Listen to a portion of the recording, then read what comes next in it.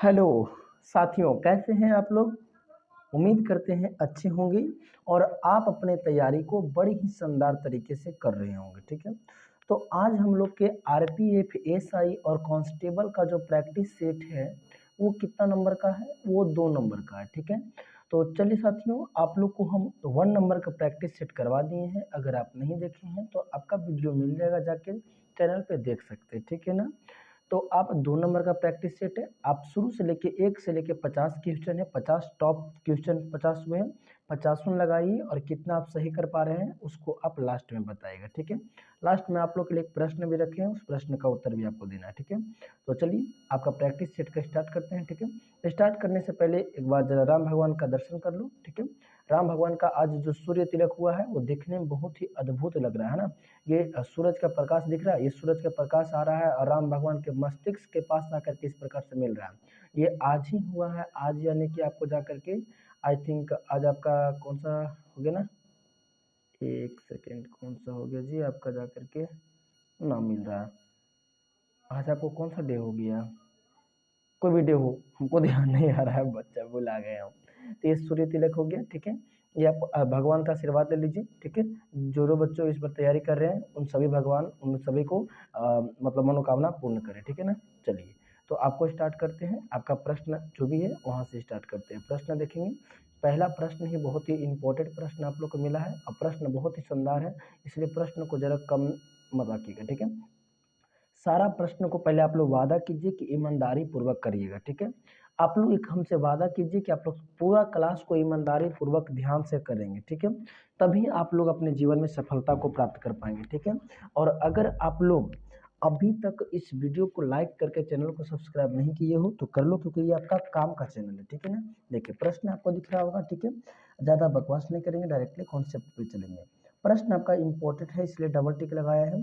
करा बिहार की स्थापना कब की गई थी। ठीक है, देखिए बच्चों, आपको हम बताते हैं बिहार की स्थापना कब हुई थी। वो तो काफ़ी बच्चों को मालूम होगा, लेकिन इससे पहले कुछ अब आपको बता पाए हम। ठीक है, देखिए तो सबसे पहले आपका 1911 में क्या हुआ था, दिल्ली दरबार लगा था। 1912 में, सॉरी 11 में आपका दिल्ली दरबार लगा। ठीक है, और दिल्ली दरबार में आपका इंग्लैंड के जो थे, जिसका नाम था, जो इंग्लैंड के प्रधान इसमें थे, उसका नाम क्या था, उसका नाम था जॉर्ज पंचम।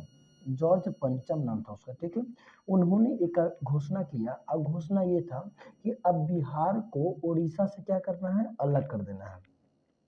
मतलब बिहार को, सॉरी बंगाल से अलग कर देना। ठीक है, बंगाल से अलग कर देना है।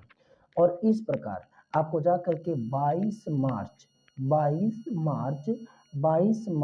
1912 को जा करके बिहार का आपका जा करके बंटवारा किया गया, यानी कि अलग किया गया। ठीक है, उसके बाद बिहार से उड़ीसा भी आप मतलब अभी हम लोग बात, अभी किसका बंटवारा हो रहा है, बिहार, और यानी एक तरफ बिहार और उड़ीसा रह गया और दूसरी तरफ आपका बंगाल रह गया। ठीक है ना, लेकिन ये बिहार का भी पूर्णतः तरीके से बंटवारा अगर कहा जाए तो उड़ीसा अलग हो गया 1936 में। ठीक ना, और बिहार आपका वही रह गया। ठीक है, तो बिहार का स्थापना का घोषणा हुआ था कब, 22 मार्च 1912 में।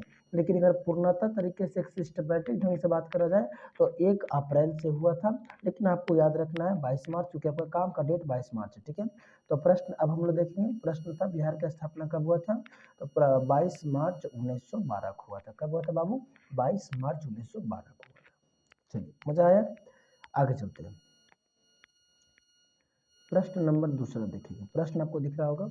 प्रश्न कह रहा है कि बिहार की 3 कठिया पद्धति में नील की खेती के लिए भूमि का कितना भाग अमानत रखा जाता था। ठीक है, ये बात कर रहा है आपको जाकर के चंपारण सत्याग्रह का। ठीक है, किसके बात कर रहा है, चंपारण सत्याग्रह का, हिस्ट्री का एक क्वेश्चन है। तो सभी बच्चों को मालूम है कि चंपारण सत्याग्रह 1917 ईस्वी में चलाई गई थी।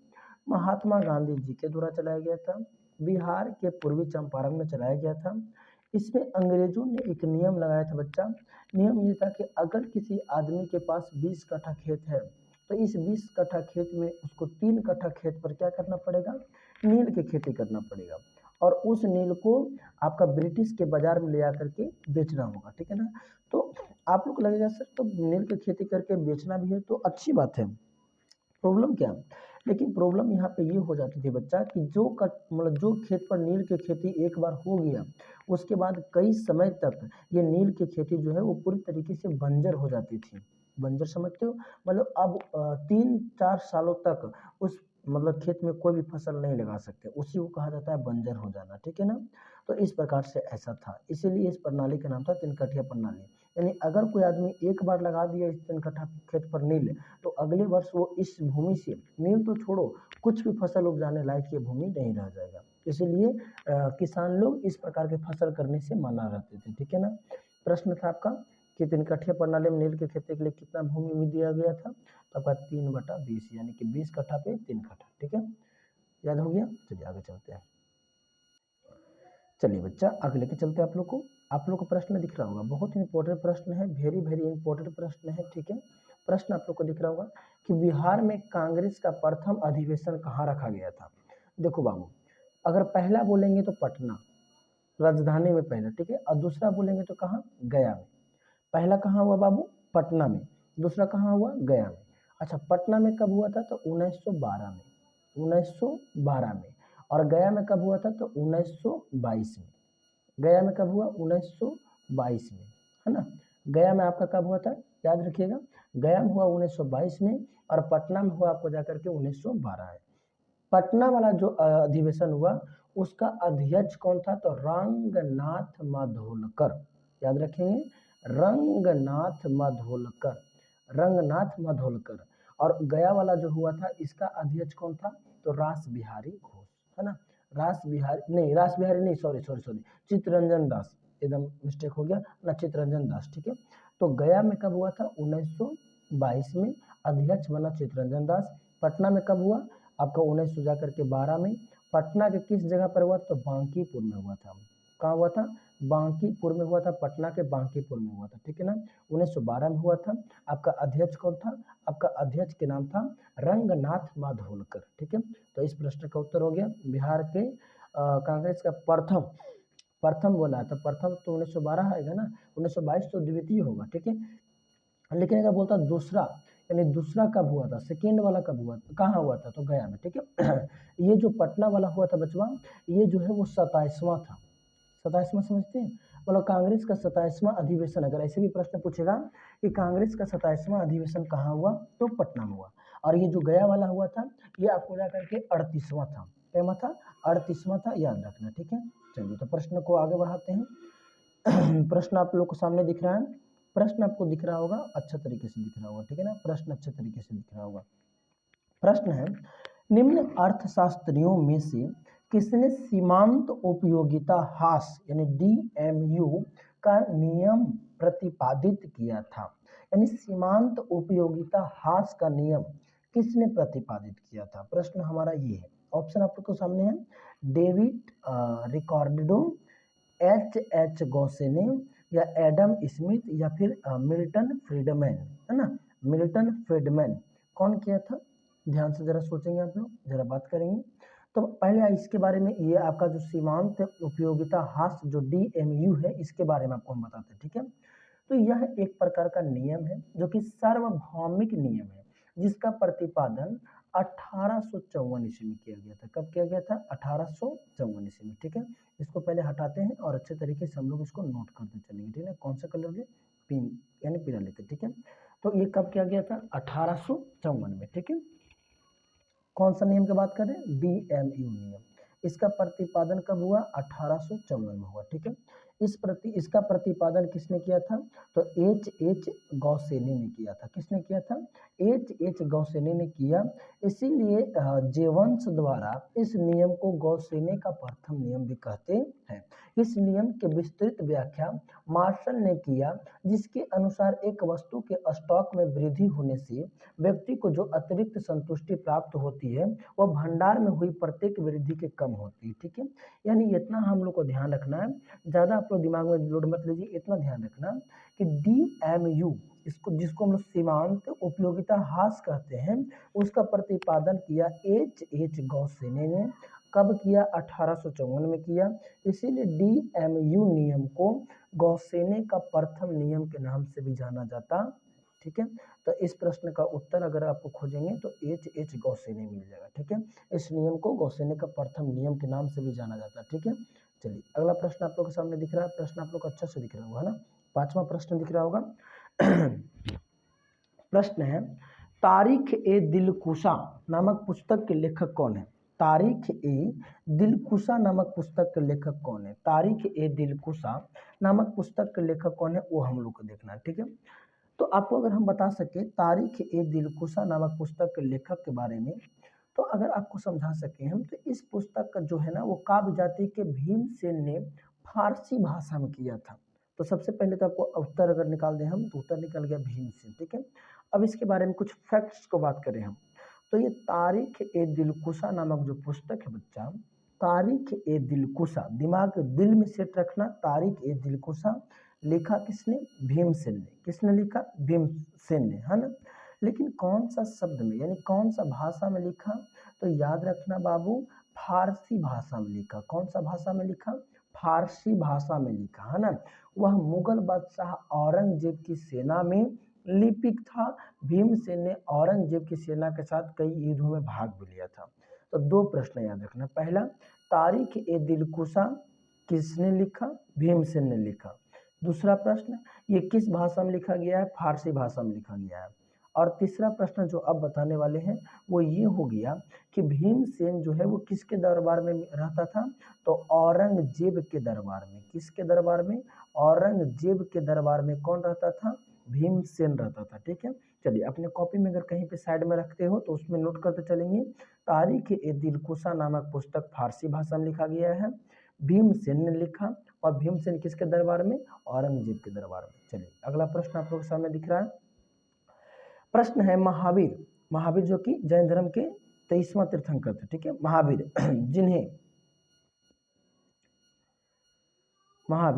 जिन्हें पाली साहित्य में निघनता नाटपुत्र के नाम से जाना जाता है, ने ... नामक धर्म की स्थापना की, ठीक है। यानी कि महावीर के बारे में बात किया जा रहा है कि महावीर किस धर्म का स्थापना किया, ठीक है। देखिए सबसे पहले अगर इस महावीर को बात करें हम, तो महावीर ने है एक पाली साहित्य नामक, जो यहाँ पर बात किया जा रहा है पाली साहित्य में, है ना, जो कि आपका यहाँ पर आपका पाली साहित्य, देखो पाली साहित्य में बिल्कुल ये नहीं दिमाग लगा देना बड़े कि पाली साहित्य में पाली भाषा है, नहीं, है ना। बोला कि पाली साहित्य में निघनता नाटपुटा के नाम से जाना जाता है, ठीक है। देखिए बाबू ध्यान से याद रखना, अगर इस प्रश्न को घुमा के हम पूछे तो इस प्रश्न को ऐसे भी पूछ सकता है कि पाली साहित्य में महावीर को किस नाम से जाना जाता है? तो निघनता नाटपुता के नाम से जाना जाता है। उन्होंने जैन धर्म की स्थापना किया, और स्वामी महावीर का बचपन का नाम क्या था? ये जो महावीर थे इनका बचपन के नाम क्या था? कौन बता सकता है? इनका बचपन के नाम आपका पता होना चाहिए। पहले बार क्लियर कर लेते सब, एक से फैक्ट्स को लिखेंगे, ठीक है। चलिए सबसे पहले टॉपिक हम लोग को देखना है, किसके बारे में अभी बात करेंगे? महावीर के बारे में बात करेंगे। किसके बारे में? महावीर के बारे में। तो महावीर के बारे में पहला प्रश्न क्या बोले? इसका बचपन के नाम। तो बाबू याद रखना, इनका बचपन के नाम था वर्धमान। क्या नाम था? वर्धमान। क्या नाम था बच्चा? वर्धमान नाम था, ठीक है। उसके बाद इनका जन्म जो है वो 540 ईसा पूर्व कुंडग्राम वैशाली में हुआ था। अगला प्रश्न का बताएं, 540 बीसी लिखते हैं, बीसी समझिएगा, बीसी के मतलब ईसा पूर्व, है ना, बिफोर क्राइस्ट, ठीक है। तो 540 ईसा पूर्व कुंडग्राम वैशाली में हुआ था, है ना, कुंडग्राम वैशाली में हुआ था, ध्यान से याद रखना, कुंडग्राम वैशाली, ठीक है, कुंडग्राम वैशाली आपको ध्यान रखना, ठीक है। चलिए अगला अगर बात करें तो महावीर स्वामी जो है वो कैमा तीर्थंकर थे? तो ये 24वां तीर्थंकर थे। कैमा थे? 24वां तीर्थंकर थे, सभी को पता होनी चाहिए बात, ठीक है। और ये अंतिम तीर्थंकर भी थे। 24वां तीर्थंकर के साथ साथ ये अंतिम तीर्थंकर हुए। तीर्थंकर किसको कहते हैं? तो जो जीवन के नैया को पार लगाता है उसको तीर्थंकर कहा जाता है, ठीक है ना। बाद में जैन धर्म दो संप्रदायों में बट गया, एक था आपका श्वेतांबर और दूसरा का नाम था दिगंबर, है ना। जैन धर्म कितना भागों में बट गया? तो आपका जाकर के दो भागों में बट गया, ठीक है। ये जो जैन धर्म आपका बात कर रहे हैं हम, यहाँ पर लिख देते हैं जैन धर्म, है ना। कौन सा धर्म? जैन धर्म, ठीक है। जैन धर्म दो भागों में बट गया, एक का नाम था श्वेतांबर, है ना, श्वेतांबर, और दूसरा का नाम क्या था बच्चा? दूसरा का नाम था दिगंबर। क्या नाम था? दिगंबर, दिगंबर। पहला का नाम श्वेतांबर, दूसरा का नाम दिगंबर, ठीक है। श्वेतांबर में जो श्वेतांबर का जो हेड चुना गया उसका नाम था स से श्वेतांबर और स से स्थूल बाहु, है ना, स्थूल बाहु याद रखना। तो श्वेतांबर का आपका जो हेड चुना गया कौन था, आपका जाकर के स्थूल बाहु। लेकिन दिगंबर का जो चुना गया उसका नाम था भद्र बाहु। क्या नाम था, भद्र बाहु, ठीक है। तो इस प्रश्न का अगर उत्तर निकालने की कोशिश करेंगे तो उत्तर क्या निकल जाएगा, महावीर स्वामी के बारे में बात कर रहा था, तो महावीर स्वामी का आपका लेखक हो गया, किस धर्म से संबंधित है, जैन धर्म, ठीक है।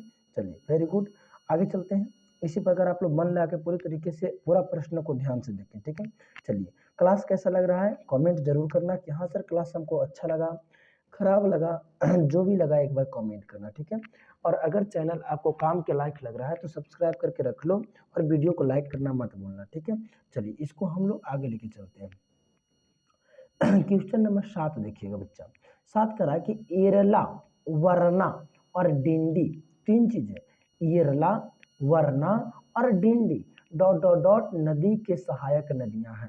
यानी ये प्रश्न में एक बात घुमा रहा है, और बात ये है कि ये कौन सा नदी, एरला नदी, ठीक है। ये कौन नदी है, वरना नदी, ठीक है। और ये कौन नदी है, आपको जाकर के डिंडी नदी, ठीक है। ये तीनों नदियां प्रमुखतः किसका सहायक नदी है, ठीक है। सहायक नदी की अगर बात करें आपको हम तो सहायक नदी किसको कहते हैं, हम सहायक नदी उसे कहेंगे जो क्या करता हो, जो क्या करता हो, जो मतलब मेन नदी में जाके मिलता है उसी को कहा जाता है सहायक नदी। तो एरला, वरना और डिंडी किसकी सहायक नदियां हैं, गोदावरी, ब्रह्मपुत्रा, ब्रह्मपुत्रा का, गोदावरी का, कृष्णा का या कावेरी का बताएंगे, ठीक है। देखते हैं कौन बच्चा बता पाते हैं, ठीक है। चलिए जल्दी बताइए, चलिए क्या हुआ आंसर, आप आंसर अभी तक नहीं बताया, ठीक ना। आंसर आपका निकलेगा जाकर के ये कौन सा नदी का हो जाएगा बच्चा, तो ये जाकर आपका कृष्णा नदी का हो जाएगा। कौन सा नदी हो जाएगा, कृष्णा नदी, ठीक ना। ये हो जाएगा कृष्णा नदी, जो कि आपका ऑप्शन नंबर सी में, ठीक है ना। यहीं पे आपको दिख रहा है ऑप्शन नंबर सी, यहीं टिक कर देते, ठीक है। अच्छा कृष्णा नदी की बात आया तो कृष्णा नदी जो है वो कहाँ बहती है, तो ये भारत के दक्षिणी भाग में बहती है ना, यानी ये दक्षिणी भारत में बहने वाली नदी है, ठीक है। दक्षिणी भारत में बहने वाली नदी कौन सा है, कृष्णा, कावेरी, गोदावरी, महानदी, ये सब टोटल हो जाएगा भारत के दक्षिणी इलाका में बहने वाले, ठीक है। चलिए तो आपका ये हो गया येरला, वरना, डिंडी, आपका जाकर कृष्णा का हो गया, ठीक है। चलिए आगे देखते हैं 8वां प्रश्न। 8वां प्रश्न आप लोग को दिख रहा होगा, प्रश्न है कि मयनामती और गोपीचंद की कहानी निम्न में से किस साहित्यिक कृति का हिस्सा है, किस साहित्यिक कृति का हिस्सा है, इस बात को हम लोग देखेंगे। तो आपको पता होनी चाहिए कि मयनामती और गोपीचंद की जो कहानी है बोला जाएगा भगवान शिव के उपासक नाथों के द्वारा जो साहित्य रचा गया वही नाथ साहित्य कहलाता है। नाथ साहित्य बहुत सारे छोटे छोटे कहानियां का सार संग्रह है। मयनामती और गोपीचंद भी नाथ साहित्य का ही हिस्सा था। और नाथ में आपको जाकर के अगर बात करेंगे हम अच्छे तरीके से, अगर आप लोग को बढ़िया से डिफाइन करेंगे तो ये आपको नाथ साहित्य का हिस्सा बताना है। चलिए ये वाला हो गया नाथ साहित्य, क्लियर। चलिए 9 वाला प्रश्न देखेंगे, अच्छा प्रश्न ये भी है, वीवीआई क्वेश्चन है, हिस्ट्री का स्टैटिक क्वेश्चन हो जाएगा ना। स्वराज पार्टी के निर्माण में मोतीलाल नेहरू के साथ निम्न में से किसकी प्रमुख भूमिका थी, है ना। ये वही व्यक्ति है जिन्होंने 1922 में गया अधिवेशन का अध्यक्षता किया था। अब आप लोग समझ गए होंगे कि हम किन की बात कर रहे हैं, ठीक है ना। जी बिल्कुल हम उन्हीं की बात कर रहे हैं, चित्तरंजन दास, जिसको CR दास के नाम से भी जाना जाता है। CR दास क्यों कहते हैं मालूम है, अच्छा एक सेकेंड, सिया दास क्यों कहते हैं, सी से चित्त और आर से रंजन तो इसका नाम आता है चित्त रंजन, यानी चित्त रंजन, और बाकी दास अलग से लगाना पड़ता है, ठीक है। तो CR दास मतलब चित्तरंजन दास, जो कि आपका स्वराज पार्टी 1900 आपका जा करके 23 में किया गया था, ठीक है। चलिए अगला 10 वाला देखेंगे प्रश्न, केवल प्रश्न यहाँ पे है, ऑप्शन आपको दूसरा जगह दिखाते हैं, ठीक है। भारत के संविधान के अनुच्छेद डॉट डॉट के अनुसार देश के सभी उच्च न्यायालय यानी हाई कोर्ट के लिए अंग्रेजी अधिकारी भाषा है। यानी भारत के संविधान के किस अनुच्छेद के तहत आपका जो हाई कोर्ट है उसके लिए अंग्रेजी भाषा का इस्तेमाल कर सकता है। जैसे हाई कोर्ट में देखिएगा ज़्यादा करके आपको अंग्रेजी भाषा इस्तेमाल करता है, तो ये किस अनुच्छेद के तहत कर सकता है वो हम लोग को बताना है, ठीक है। तो ये आप सबको मालूम होना चाहिए कि अनुच्छेद नंबर 348 के 1 है ना, 348 के 1 के तहत हम क्या कर सकते हैं, हाई कोर्ट में अपना जाकर के एक क्या कर सकते हैं, हाई कोर्ट में अपना इंग्लिश शब्द का हम मान्यता दे सकते हैं, ठीक है ना। चलिए आगे चलते हैं। अच्छा, पहले आपको भाषा की बात आया है, तो कौन बताया कि हमारे संविधान में कुल कितना भाषा है, तो हमारे संविधान में कुल 22 भाषा है। और इस बात का जिक्र हमें किस अनुसूची में मिलती है, तो अनुसूची नंबर 8 में मिलती है, ठीक है ना। अनुसूची नंबर 8 में इस बात की जानकारी मिलती है कि हम लोग के पास 22 भाषा है, ठीक है। चलिए अगला देखेंगे, प्रश्न आप लोगों के सामने दिख रहा है। प्रश्न है 11वां प्रश्न, देखिएगा थोड़ा सा ज्यादा लंबा है इसलिए इसको इस प्रकार से किए हैं। निम्न में से कौन सा कथन सकारात्मक अर्थशास्त्र से संबंधित है, सकारात्मक अर्थशास्त्र से संबंधित है। पहला ऑप्शन देखते हैं, मुद्रा आपूर्ति में वृद्धि का अर्थ अर्थव्यवस्था में वृद्धि होता है। तो पहला प्रश्न ही क्या है, पहला ऑप्शन ही क्या है, अर्थशास्त्र से संबंधित बात कर रहा है, इसलिए इस प्रश्न का उत्तर आपका 11 का ए ही हो जाएगा। चलिए 12 देखेंगे।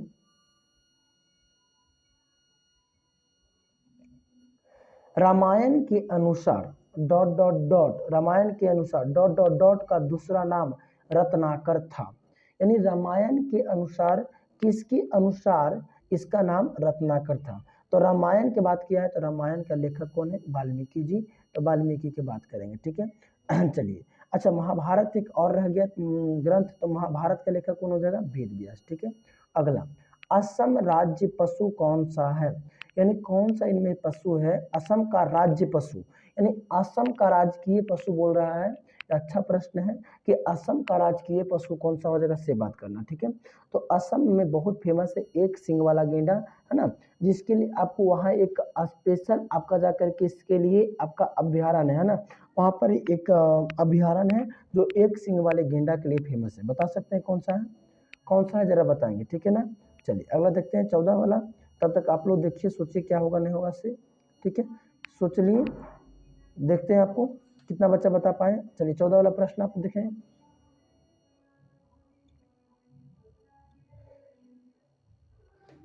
चलिए असम में वो जो था वो काजीरंगा नेशनल पार्क है, ठीक है ना, नेशनल पार्क है, ठीक है, उस वो वहाँ एक सिंग वाले गैंडा के लिए ही फेमस है। अगला प्रश्न है, वर्ष 1987 में किस पड़ोसी देश ने भारतीय शांति रक्षा सेना IPKF भेजी गई थी, है ना। वर्ष 1987 में किस पड़ोसी देश में भारतीय शांति रक्षा सेना भेजा गया था, ना, भारतीय रक्षा शांति सेना भेजी गई थी IPKF, है ना।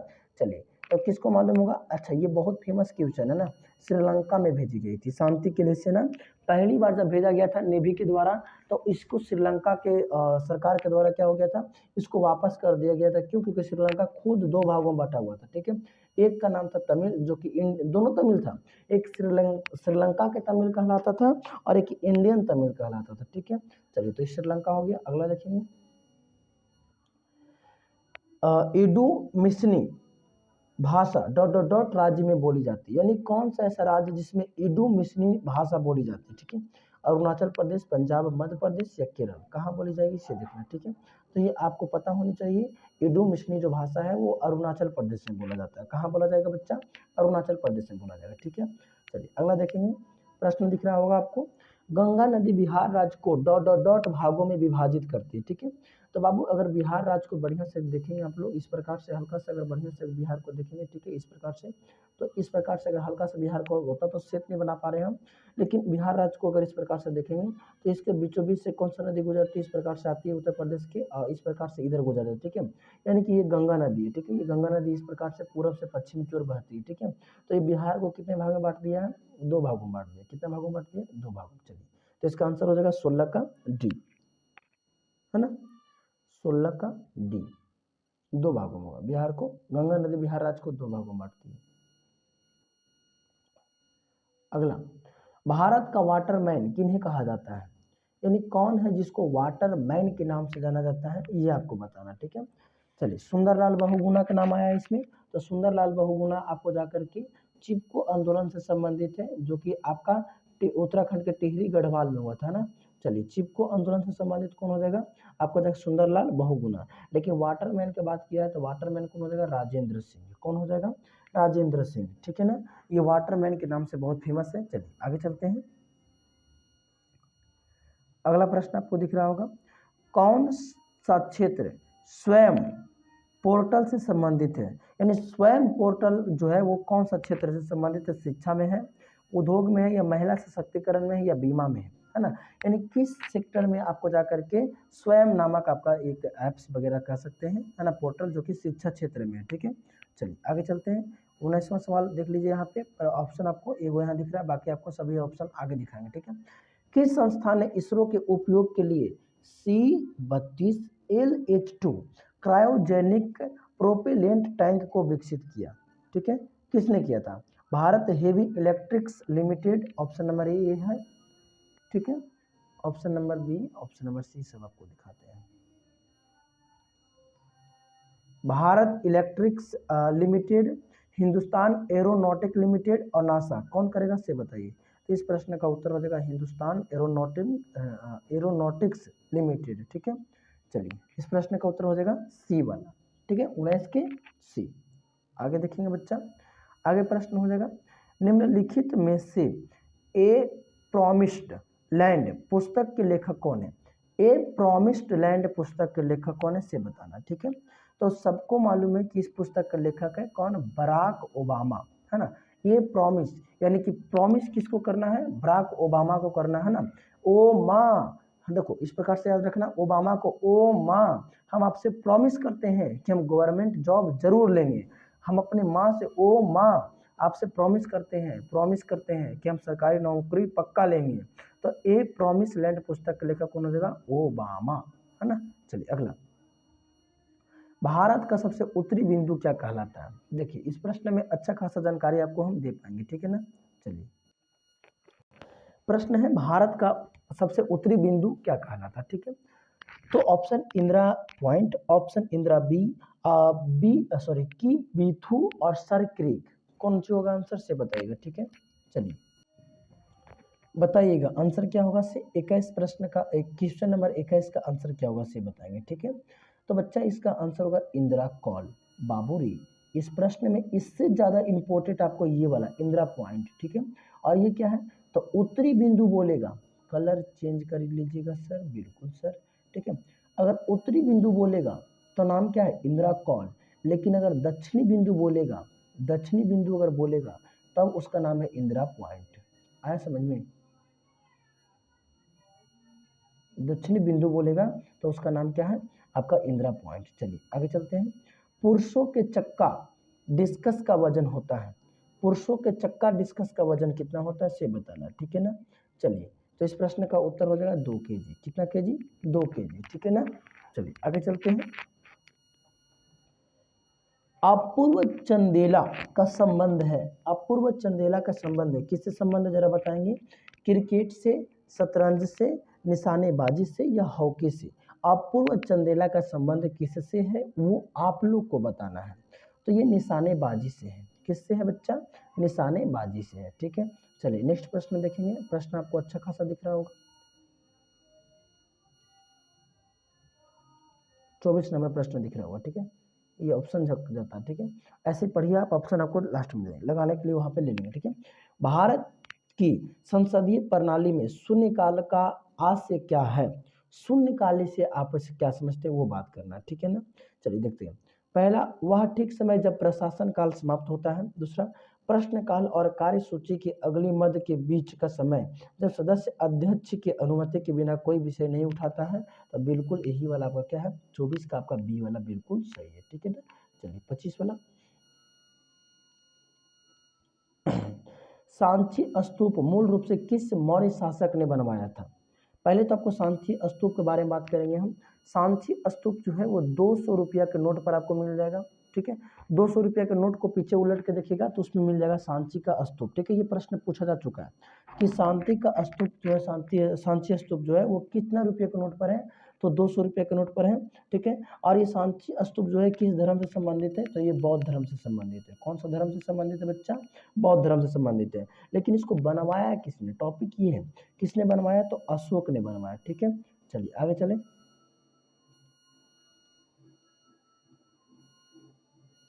प्रश्न आप लोग को दिख रहा होगा। ठीक है, चलिए प्रश्न हम यहाँ सेट करते हैं, प्रश्न दिख रहा होगा। 26 नंबर प्रश्न देखिएगा।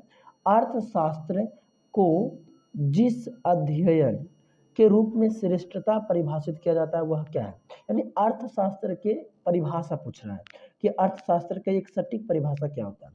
तो किस प्रकार का व्यवसाय को सबसे लाभदायक रूप से चलाया जाए, किस प्रकार स्टॉक कीमतों का पूर्व अनुमान किया जाए, किस प्रकार समाज अपने समिति साधनों का प्रबंधन किया जाए। तो बिल्कुल आपका समाज साधनों का प्रबंधन किया जाए वही सही है, ठीक है।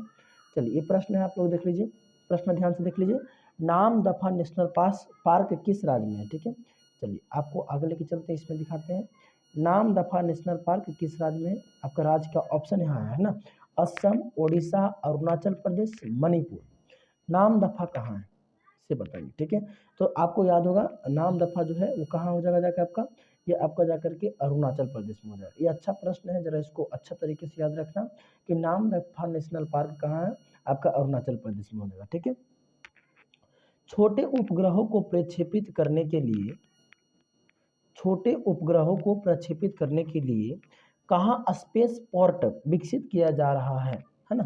छोटे ग्रहों को प्रक्षेपित करने के लिए कहाँ पे आपको स्पेस पोर्ट विकसित किया जा रहा है ना, जरा बताएंगे। छोटे ग्रहों को है ना, तो वो आपको तमिलनाडु में किया जा रहा है। कहाँ किया जा रहा है? तमिलनाडु, ठीक है।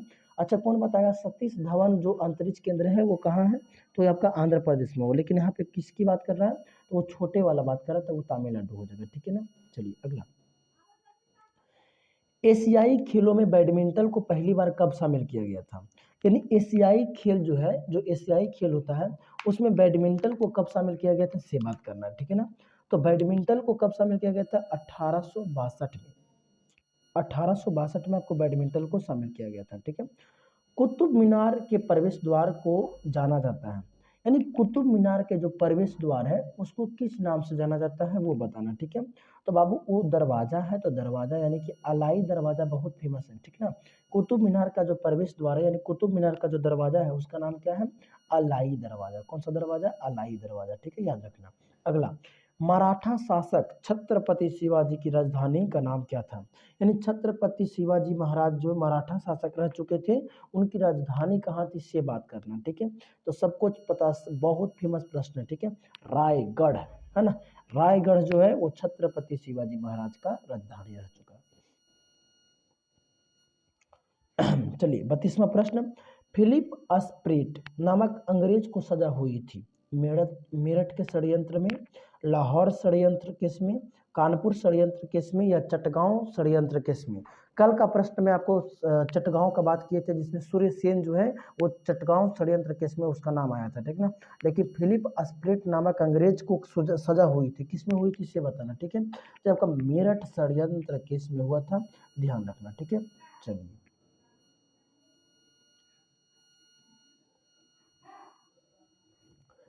दिख रहे हैं, दिख रहा है प्रश्न, निम्नलिखित में से किसे हिंदी साहित्य में उनके योगदान के लिए ज्ञानपीठ पुरस्कार से सम्मानित किया जा चुका है ना। यानी हिंदी साहित्य में ज्ञानपीठ पुरस्कार प्राप्त कर चुके वाले कौन है? कृष्णा सुबती, सत्यवर्ती शास्त्री, रघुवीर चौधरी, या इंदिरा गोस्वामी। कौन होगा से बताना, आप लोग को बताना है, ठीक है। तो इस प्रश्न का राइट उत्तर हो जाएगा जो आपका ऑप्शन नंबर ए में है, कृष्णा सोबती, कृष्णा सोबती, ठीक है। चलिए 34 के देखेंगे, चलिए 34 दिख रहा है। 34 का रहा है कि FIT यानी फिट मोबाइल एप्लीकेशन यानी कि मोबाइल ऐप से निम्न में से किस मंत्रालय ने शुरू किया है? फिट जो ऐप है वो किसने चालू किया है? खेल कूद मंत्रालय, एक सेकंड रखना, परिवार एवं स्वास्थ्य कल्याण मंत्रालय, ऊर्जा मंत्रालय, या फिर जनजाति मंत्रालय। कौन सा हो जाएगा से बताइए, ठीक है। तो फिट ऐप्स जो है वो खेल कूद मंत्रालय ने लागू किया, ठीक है। चलिए 35वां देखिएगा सवाल, 35वां आपको दिख रहा है, बोला है फजल अली आयोग किससे संबंधित है? विदेश नीति से, आरक्षण से, आर्थिक विकास से, या राज्यों के पुनर्गठन से, ठीक है। तो फजल अली जो है वो आपको जाकर के राज्यों के पुनर्गठन से संबंधित है, याद रखना, ठीक है ना। फजल अली आयोग जो है वो राज्यों के पुनर्गठन से संबंधित है, ठीक है। चलिए इसको देखेंगे, अशोक चक्र शौर्य पुरस्कार वर्ष डॉट डॉट डॉट में स्थापित किया गया था, जल्दी कब गठित किया गया था?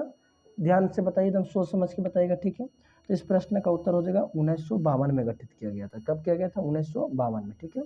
चलिए नेक्स्ट प्रश्न आपको दिख रहा है, बोला भारत के केंद्रीय सतर्कता आयोग का मुख्य कार्य क्या है ना। सतर्कता आयोग का मुख्य कार्य यहाँ पे ऑप्शन सी ही है, ठीक है। ऑप्शन दिख रहा होगा आप लोग को, प्रश्न भी दिख रहा होगा, डी आपको मिलेगा वहाँ पे, ठीक है। चलिए देख लीजिए, ठीक है, डी आपको यहाँ दिख रहा होगा। क्या है सतर्कता आयोग का? लोक सेवाओं और सेवकों के विरुद्ध मामलों की जांच पड़ताल करना। हाँ बिल्कुल यही है ना। चलिए ध्यान से याद रखना इसको। आगे देखिए 38 नंबर प्रश्न देखिएगा, ठीक है। 38 नंबर प्रश्न आपको दिख भी रहा होगा। उत्पादन संभावना परिधि के अंदर स्थित बिंदु क्या होता है? साध्य होता है पर कुशल नहीं, या कुशल होता है पर साध्य नहीं, या साध्य व कुशल दोनों होता है, या ना कुशल ना साध्य। क्या होगा प्रश्न का उत्तर, ठीक है। तो आपको याद होगा साध्य होता है और पर कुशल वो नहीं होता है, ठीक है ना।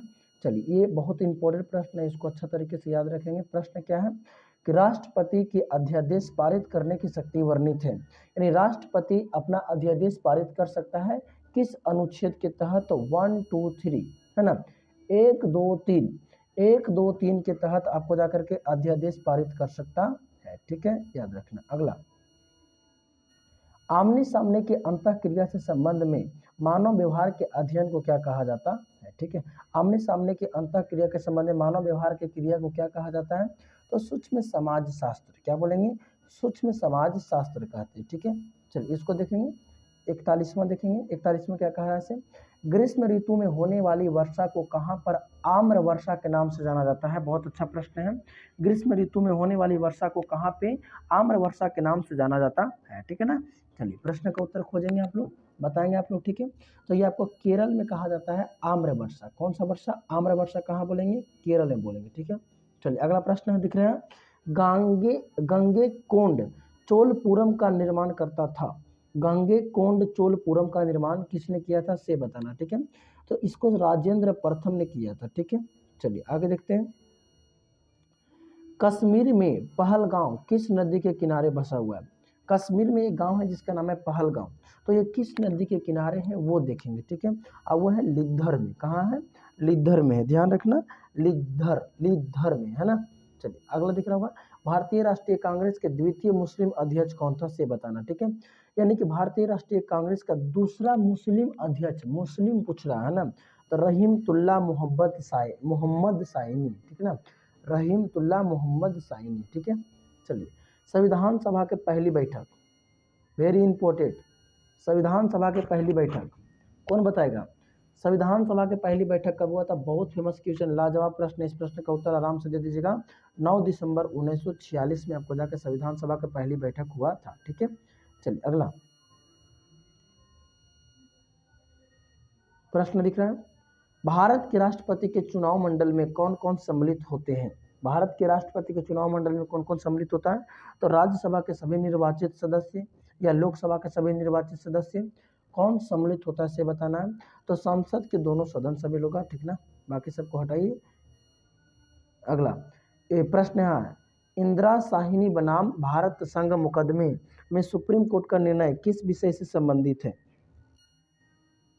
ऑप्शन आपको दिखाते हैं, ऑप्शन सब दिख रहा है, ठीक है। ऑप्शन है सरकारी नौकरी में अन्य पिछड़ा वर्ग का आरक्षण, मूल ढांचा का सिद्धांत, ये अनुसूचित जाति के प्रमोशन और आरक्षण के स्वीकार के रूप में, है ना, किसके रूप में था आपका जाकर के? तो आपको था सरकारी नौकरी में अन्य पिछड़ा वर्ग का आरक्षण के रूप में था, ठीक है। चलिए 48वां प्रश्न आप लोग को दिख रहा होगा, प्रश्न आप लोग को दिख रहा है 48वां, कटौती प्रस्ताव का उद्देश्य क्या था? कटौती प्रस्ताव का उद्देश्य क्या था से बताना है। तो बजट प्रस्ताव के खर्च में कमी का प्रस्ताव प्रस्तुत करना, ठीक है ना। चलिए अगला प्रश्न दिख रहा है, निम्नलिखित में से किस संवैधानिक संशोधन अधिनियम द्वारा मंत्रिपरिषद की संख्या लोकसभा के कुल सदस्यों के 15% सीमा तक निर्धारित की गई थी, है ना। चलिए बताइएगा कौन सा हो जाएगा। ऑप्शन केवल दिख रहा है आप लोग को, 15% तक निर्धारित की गई थी, किसके तहत से बताइए, ठीक है। 49 नंबर का प्रश्न है, 49 नंबर का प्रश्न बताएंगे आपको जाकर के 91वां संविधान संशोधन जो कि आपको 2003 में हुआ था, ठीक है। चलिए आपको दिख रहा होगा लास्ट प्रश्न, तो इस प्रश्न का उत्तर है, उत्तर कह रहे हैं कि निम्नलिखित में से कौन सी एक सकल घरेलू जीडीपी, है ना, गणना विधि नहीं है, है ना, यानी जीडीपी को किसकी विधि द्वारा नहीं हम लोग कर सकते हैं गणना? उत्पादन विधि, हाथ से लागत विधि, आय विधि या व्यय विधि, ठीक है। तो इस प्रश्न का उत्तर कमेंट में करेंगे।